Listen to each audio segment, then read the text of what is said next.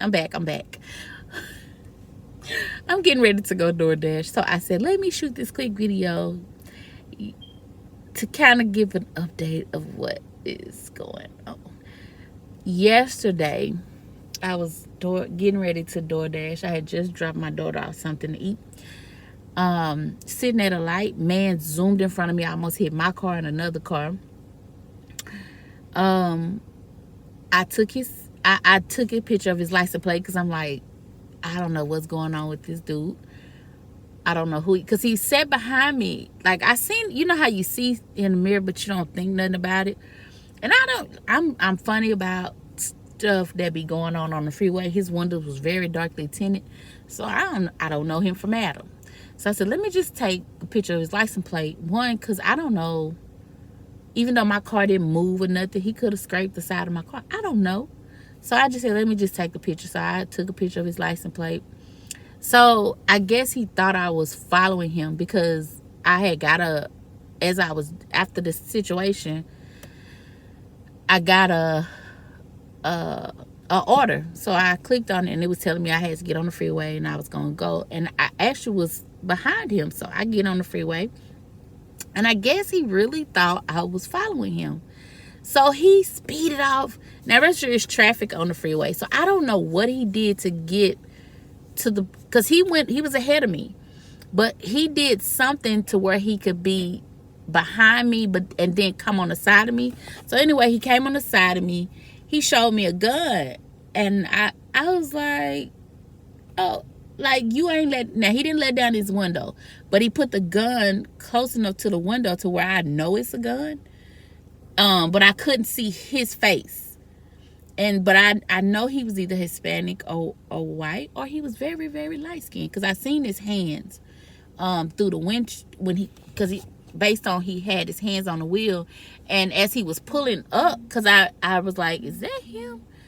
Because I could see a car approaching, so I couldn't see his face, but I seen like his hands and stuff, and I seen him reach over. But the funny thing about it, I was not scared. I ain't gonna say I was ready to die, but was the strangest feeling came over me. Like, I wasn't afraid.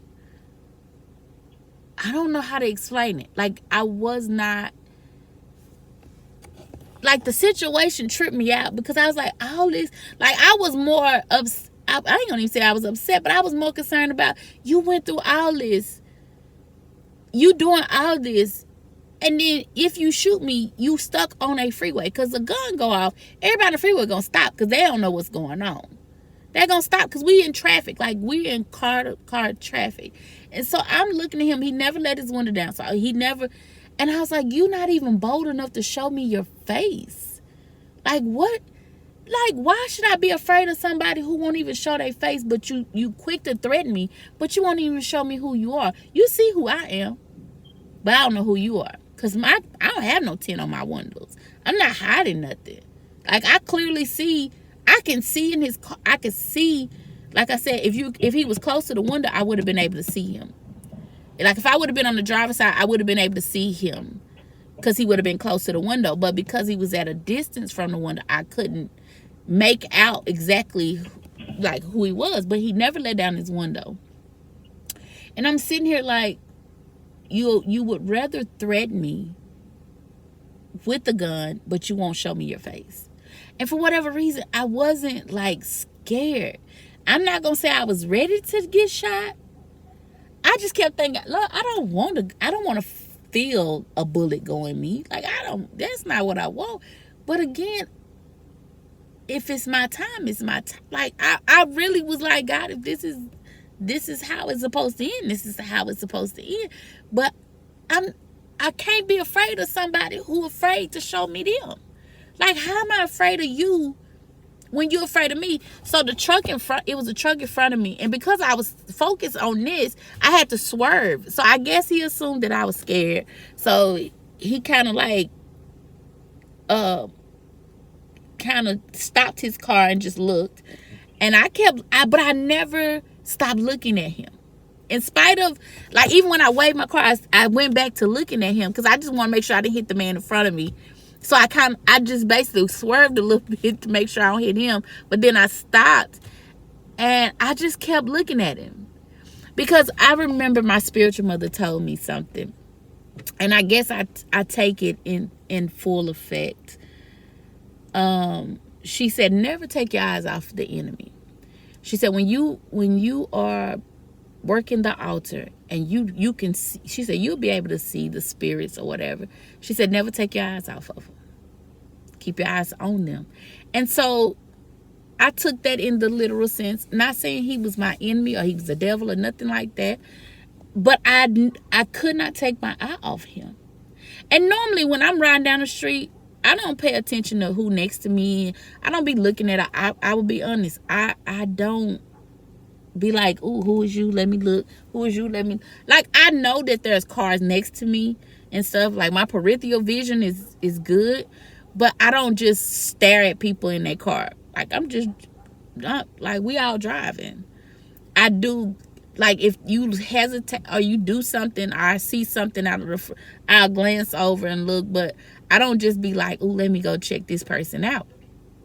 So, yeah. But for whatever, it kind of scared me after the fact because I was like, you were not afraid to die, crazy girl. What is wrong with you? These people crazy in the streets. They'll kill you without a second thought. But I was on the phone with my boo, and he was like, baby, you want me to call 911? I said, no. Like, don't, and he was like, if he come back, I'm calling 911. And I'm like, okay, you have my location. Because, like, him and my daughter and my son-in-law, well, I'm stop calling my son-in-law because it's like my son, because I have one child, so he's my son. My daughter and my son, they have my location. He has my location. I think the only people that don't have my actual location, and my niece has my location, and my nephew has my, I just thought about it. My nephew has my location. How did that happen? But they all have my location. Only people that don't have it is my mom and my sister. And I never thought to give them my location. I probably need to do that. But anyway, he was on the phone and he was like, babe, like, what is he doing? I said, he just showing the gun. He ain't letting down the window. So if he gonna shoot me, he must gonna shoot me through the window. But he ain't letting down the window. And I was more agitated. I really don't understand the scenario. I didn't really start being fearful or scared until after it was over with. And the reason why is because I was like, so if he gets my license plate, I'm more concerned about him doing, coming to our neighborhood, shooting in our neighborhood, or shooting at my mom, and my mom don't know nothing about why somebody's shooting at her, or hurting my mom because he's thinking it's me. Like, all those scenarios came in my mind, but I still wasn't, I guess I really wasn't fearful of myself, but I was concerned about everybody else. And that was weird to me. And it still kind of bothered me. I really prayed for him, because I was like, Lord, he's so, because to me, he was more afraid of me than I was of him. And I say that because you wouldn't show me your face, but you point a gun at me. You wouldn't allow me to see you, but you saw me. And I feel like a lot of people hide behind things and threaten you and try to intimidate you and talk bad about you and all that. And they're hiding behind stuff. But what I guess what I'm trying to say is, I couldn't be afraid of somebody hiding but pointing a gun at me. I couldn't be afraid of you trying to scare me or intimidate me, but you weren't man enough or woman enough. I don't know what their sex, their, whether they were male or female, their gender. That's what I'm trying to say. I often say sexuality, and that didn't have nothing to do with that. But I couldn't be afraid of that. Because I'm like, why am I afraid of something I can't touch, see, or feel? Like, I can't do none of that. I'm looking at you, but I didn't. That, like I said, I was not worried about my life. I was worried about my mama. I was worried about the people in my neighborhood, because there's a lot of older people in my neighborhood. I was more concerned about all these people. Like, literally.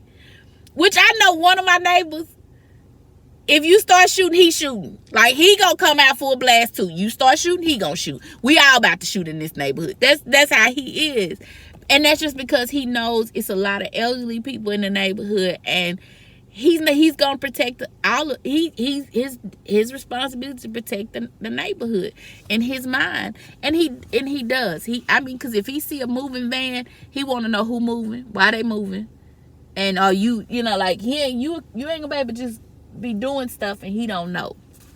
And so I would honestly say I that was the first time I've seen guns, and I've had situations where I was, you know, but this was when I was younger, and the guy I was married to, and his family, you know, you see stuff. When we had guns in the house, but this was one of those moments where I was really like back then, I was scared back then. Like, I ain't ready to die, Jesus. Wait a minute. But this situation,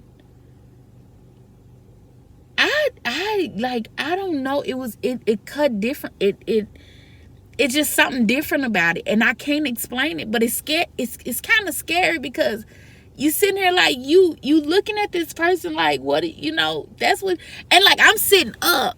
Like, if I sit back, you know, I got a little shield. But I was sitting up looking like, I was literally looking like, so what you gonna, like, I didn't say it. Like, I didn't be like, what you gonna do? I didn't get him crowd up. I just looked. But in my mind, I'm like, what are you gonna do? If you gonna do it, do it. But and I was telling baby, I was like, you showing me a gun? Like, I'm talking to baby because baby was sitting in, I had him on my, I always have him on FaceTime while I'm door dashing, because I don't, you know, just in case something happened or anything, he you know, he'll know. And then I text my daughter and I told her what happened. My daughter said, okay. And I told her, I said, just pray for your mom or whatever. She said, okay. And you know, like, it was never a moment where I was like, I don't know. I can't explain. I don't know. I can't. It's hard for me to even explain, but I just kept looking at it. Like, this is my look. I was like, I'm driving, trying to stay focused, but I couldn't stop looking at this person. And I was like, baby, he's showing me that I said they, because I didn't know. I said, they showing me a gun, but they ain't doing nothing. They ain't letting no window down. I can't see their face. I know they either I know they either white, Hispanic, or they very light skinned, because their hands were very light, very fair complexion. So I knew they was like that, or he could have been Asian. Like, he could have been any race, to be honest. Because like I said, it was just a light complexion. And so I was like, but the fact that and I'm talking to baby while he talking, but I'm like, he keeps showing me, like, he keep holding this gun and sitting there, and I'm trying to understand. If you gonna do something, do it. Let the window down. Let me see you. Why are you hiding behind the window? Because you know I can't see your car. Because, I mean, the tent was so dark. I was like, I can't see nothing in his car. He could have had 15 people in there. I wouldn't have seen them. Because he made sure the gun was visible. Like, I knew it was a gun because of the barrel. He had the barrel he had the barrel on the window. So that's the only reason why I knew. So my thing is, if you're gonna let it go, let it go. Like, I don't know. I just was not afraid. And it scares me, because I'm like, is you out here trying to be a gangster? Like, what is you doing? But everything that kept coming to me, literally, what I kept seeing, and I this is weird, is that the bullets would just bounce off my car. They wouldn't penetrate. And I was like, and I honestly, I didn't even pray for myself. I prayed for him because I'm like, you gonna put, like I was telling baby, I said, I don't want him to pull a gun out on the wrong person and he come up dead. Because you may be showing it as a threat, but somebody could already be done pulled the trigger by the time you even get your hand on the trigger. Because of what you're doing. Like that quick. You don't know who connected to who. You don't know if I could have been an FBI agent, I could have been a police officer and said, I'm gonna go run this person plates. And show and you know, we gonna do an investigation on it. Like, you know what I'm saying? Like, you don't know who I am. I think people don't realize you could be setting your own self up to get your own self in trouble. Like, you could get arrested.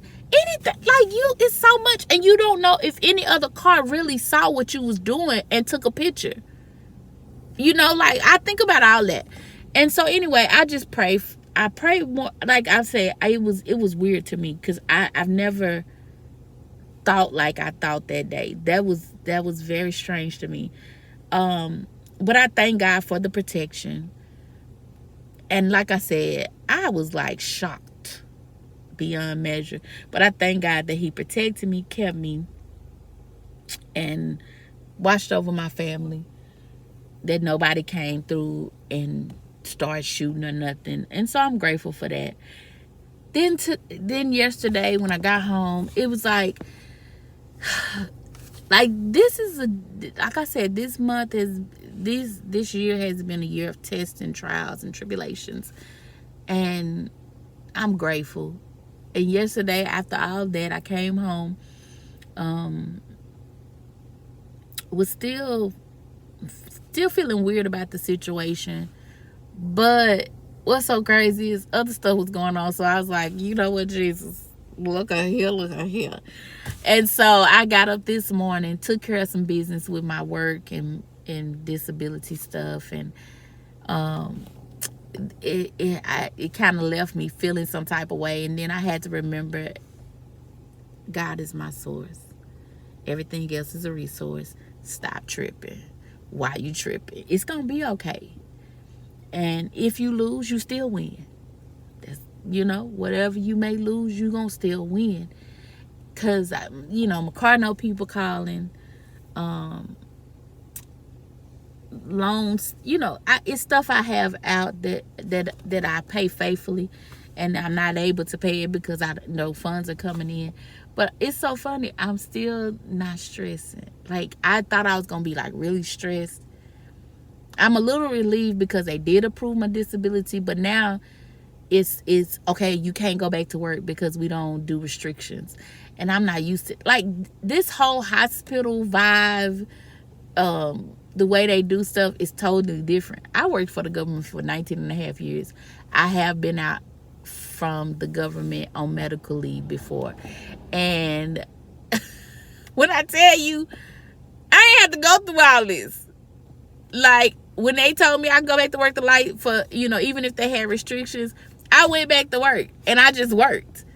And I didn't have to go back to the doctor, get no restrictions removed, none of that. I just basically did my job. Like, but it is a different type of work, but yeah. I'm trying. You know, when you change careers, you have to look at stuff differently. And I'm sitting here like, y'all is doing the absolute most. This is too much. But I'm grateful to have a job because some people don't have one. I'm grateful and blessed to still have a job in spite of all the other stuff that be going on. But this was a new experience. And I will say, I'm sitting here like, what? Y'all did what? But I thank God for the short-term disability and all of that. And yeah, I tell you, I am learning, like, God got you. Why you tripping? What you tripping for? And so I'm just excited. Like, yeah. And today, I'm doing a seasonal job, and I'm excited about that as well. Since my doctor released me to work, I was like, well, I can just find me a seasonal job just to supplement my income and begin to prepare for the transition that God has for me. And yeah, so I'm gonna do that. And when I'm not working at my regular job. It's this I'm grateful. So hopefully my next video will be me actually cooking and doing a video, because I like doing a video like that. I don't like just sitting and I don't like that. I don't like sitting and just talking. I like to be doing something. So anyway, I just wanted to give a little short, because that I really wanted to say the main reason for this video is to basically say, know who God is in your life.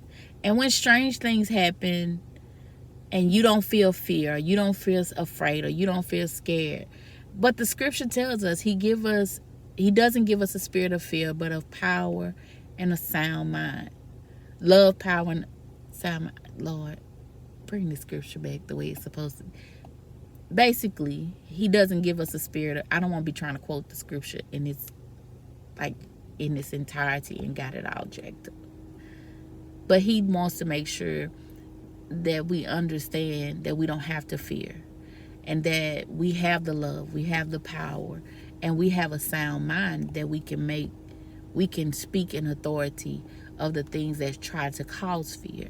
And so I didn't understand what I was facing, but I was really trying to understand really at the moment that everything was happening, I was just trying to figure out why I wasn't feeling afraid. Like I had all kind of thoughts in my head, but I didn't really feel afraid until after. And I think the fear after was more so for my neighborhood and my mom and just everybody that, because if he gets my license plate, he know where I live. And so I was like, if he track where I live, then I don't want my mom to get hurt. I don't want the people in my neighborhood to get hurt. I don't want none of that. I want my neighborhood not to be affected by a decision I made to take somebody's license plate. And I wasn't following him. I was trying to go pick up an order for a customer. So yeah, I was like, all this. So I just want you to know that when you feel like praying for the other person, when they're threatening you or whatever, even when it comes to social media and people post comments or they're attacking you on social media and all that, stop reacting the way they want you to react and start saying, Father, do I need to respond to that? Okay, I don't need to respond. You are the one that will take care of that. I'm going to let that go, but I'm going to pray for them, because, and I mean sincere prayer, pray for people. Like literally, because sometimes people be going through some stuff, or they're afraid for their life, or they, whatever the case, or they feeling some type of whatever it is. Pray for them. Like, ask God to show you how to pray for people. And the Bible tells us, pray for those that despitefully use you. Pray for, like, you praying for your enemies. You praying for, he tells us to pray for people. We got to start praying for people instead of getting mad at them and lashing back out and clapping back. And baby, that's too much energy and time. And I'm giving you way too much power. Because, see, when I start going back and forth with you, I'm letting you know you've irritated me. See, this is something I learned in my 49 years. That when you go back and forth with somebody, they know they done irritated you. Because, so guess what? They going to keep popping. They going to keep coming. They going to keep... And this was like... people be going...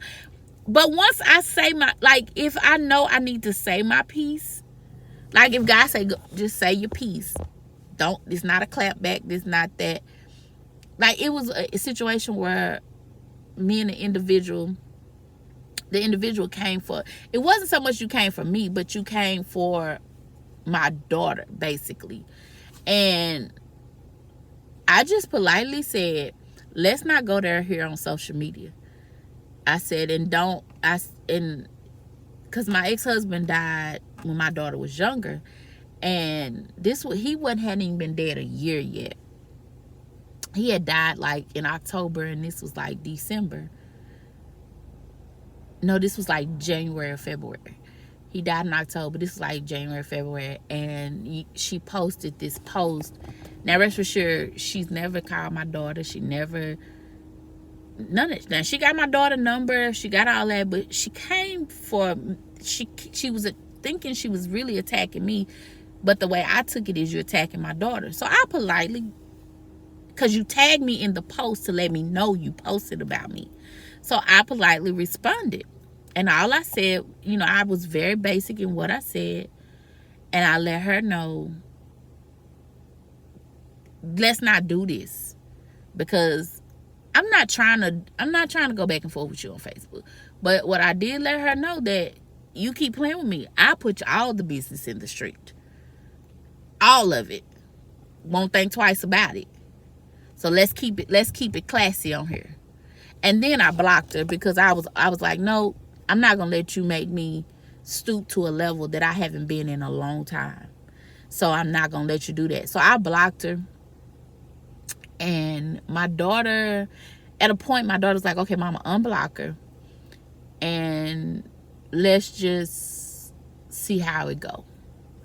And I unblocked her. And my daughter was communicating with her through my Facebook. And then she tried it again. But this time she did it privately versus publicly, because she really didn't want to go there publicly with me, because she already knew how I let y'all know. If you got an issue with me, you know my number. You know where I live. You know all this. Don't play with me. You can come discuss whatever you want to with me. And really, this didn't have nothing to do with me and her. This had something to do with me and her mom. Anyway, then she came for my daughter again. And I just told my daughter, if you don't, I said it on there. I told my daughter, I said, because my daughter she was at college and I was here, but she was on my Facebook. And I told her, get off. I said, stop talking to people about situations. Let them do what they gonna do. You don't owe nobody nothing. Everything that your father gave you, he gave it to you, and you're gonna be okay. You don't need nothing else. Let sleeping dogs lie. And I didn't mean like lie, but I mean just let it go. Like, it was just like a big issue. But I don't want to get into that, because I'm not mad at nobody. I love everybody.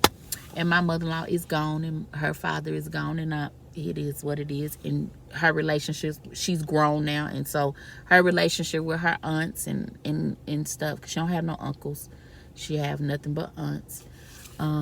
That's her relationships. She builds them how she wants to build them. She talks to them. She does, she has her way with them. And her cousins and her, as she call them, her nieces and nephews, because she don't have no siblings. So her cousins' kids are her nieces and nephews in her mind. Bless her heart. She think my siblings that are closer to her, like my brother, she think that's her brother. Like, you have to know my child. She thinks she's, she was raised with my brothers and sisters, my younger ones. So she thinks she's their siblings versus she being a niece. It's weird. Because it's just how the ages and stuff. Because her and my brother's like 4, maybe 5 years apart. Because she's 25. My brother is... Wait a minute. My brother is 20... Is he 20? No, they like 2 or 3 years apart. Because I think she's 25 and I think he's 27 or 28. Yeah. Yeah. They not that far apart. And they're close. Because she'll text him, call him in a minute. Like, she'll call all my brothers and sisters and text and call. And then she'll get worried about him. And she's like, Mama, what's wrong with him? Baby, I don't know. Call him. Like, they your aunts and uncles. Call him. But anyway, I'm going to cut this real short. Just know that God got you. And he's your source. In any situation, he will protect you. He will to protect you from danger seen and unseen. And some things you don't have to fight Sometimes you just gotta pray. And literally, I didn't pray in the moment, but I remember what I was taught, and I never stopped looking at the individual. I never took my eye. Like, I couldn't see him, but I'm pretty sure I knew he could see me. But I'm pretty sure I made very good eye contact with him, because I never took my eyes off. Cause like I want to see whatever you gonna do. I want to see you do. Like I said, normally I don't watch cars that's on the side of me. I may glance, but I'm not gonna just be like, doing all that. But I will say yesterday was a doozy for me. And like I said, I didn't get fearful until after the fact, because my thoughts were neighborhood mom, protecting them. And then I prayed for him, because soon as he went on up the road, I began to pray for him, because I don't want nothing to happen to nobody, all because of they're acting out of fear, or they're scared of a situation. And so, yeah, sometimes you just got to pray for people, because you don't know what they facing. You don't know what they're going through. You don't know what they've experienced. You don't know their PTSD. And, he could have been in a situation where somebody was shooting at him on the freeway. So he decided to keep a gun in his car just in case somebody starts shooting him, he could shoot back. I don't know. I don't know the person, any of that. But just be mindful of your actions and how you respond to stuff. I will honestly say, be careful, because how you react to something could trigger how a person react to you. And that was something I truly learned today, and it was very, very eye-opening for me, because like I said, it was never my intent to aggravate him or to cause something, but because I took a picture, and because he thought I was following him when I technically was not. I was trying to get to go pick up an order, because as soon as he zoomed past me and I was going, because my intentions were to go straight anyway, not to follow him onto the freeway, but I had got an order and I accepted it, and that was the direction it took me. And so I'm really thinking he assumed that I was following him to do something. Like, I don't know. Maybe he thought I was. I don't know. I don't know what the man thought. I'm not going to even sit here and try to analyze what he thought. I did that yesterday, so I'm not going to do that today. But I do want to say, truly and honestly, that is the reason why you got to stay prayed up. Because before I leave my house, I always pray. I prayed before I got on here, because I was getting ready to leave, and I said, "Oh, let me do this quick video before I leave my house." But I did. I truly believe in praying before you get on the road. Praying even while you're on the road. Praying just all throughout the day, because sometimes you just need to. And then I listened to my song. They got me a little hype.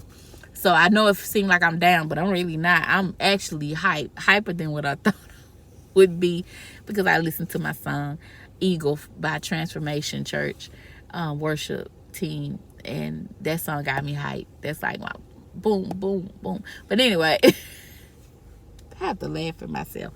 But I will say, just truly, you gotta trust God in all things. And you gotta follow his lead. Because sometimes he'll tell you, don't do that. Don't say that.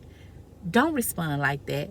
And if you listen to him and don't, because I'm going to tell you, how you know it's God is when it lines up with what you know about God. And it lines up with the word. And it lines up with how God, like, the longer you walk with God, the more you'll begin to, because some people say, I don't know when it's God. Now, if you hear a voice tell you, go over there and slap them upside the head. That ain't God. Like, you know that ain't God.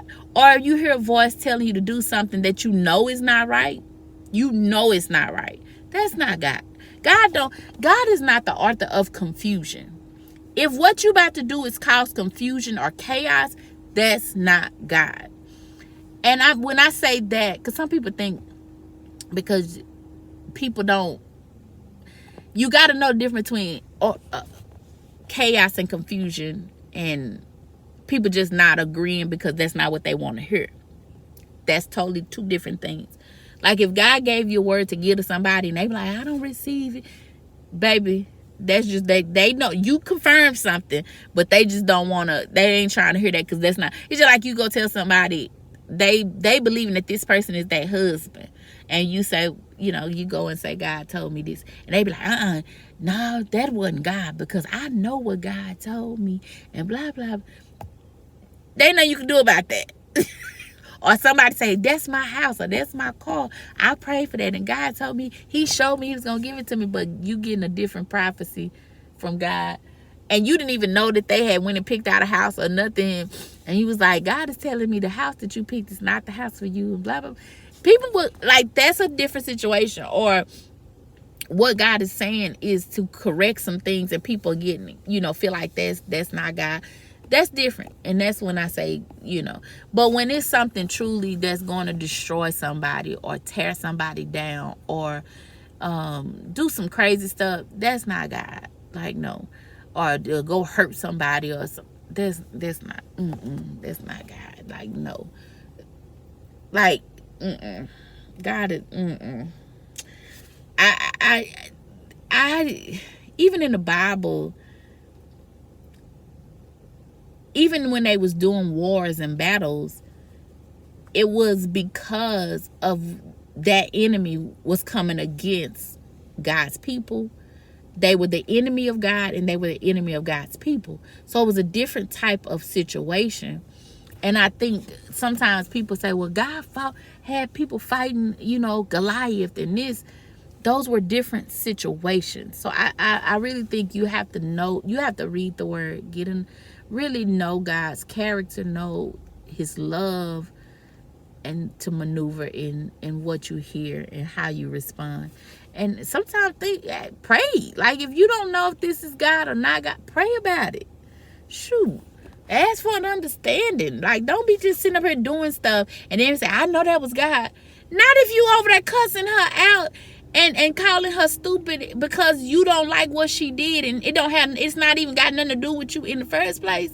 I just got real. Yeah. If my auntie was alive, she'd be like, did you just use all that? She would have called it cussing because she was like, she didn't like when you didn't say words properly in a sentence or you use certain words. Like, she would call it cussing. Like, I'd be like, I didn't cuss. You said, yes, you did. Because you used it, ain't, and got, and this. Yeah. So that's why I had to pause because I was listening to myself. But I just want you to know that really, if you're not for sure if it's God talking to you about a situation, just pray. Don't react and respond out of, well, I know it's God, and you haven't gotten confirmation that was God talking. So I just want y'all to be blessed and stay safe. And I know we try to protect ourselves, doing certain things, but make sure it's not a response that causes more chaos or causes more stuff to happen. Just be mindful of that. Let's try not to do road rage. Let's cut down the road rage on these highways and byways and stuff, on these streets, out here in these streets. And let's just try to drive safe and friendly with each other, love one another. It's enough going on that we don't need to add no more to it. And just be blessed. And I just want to say I love you and God loves you more. And we're going to have an awesome day.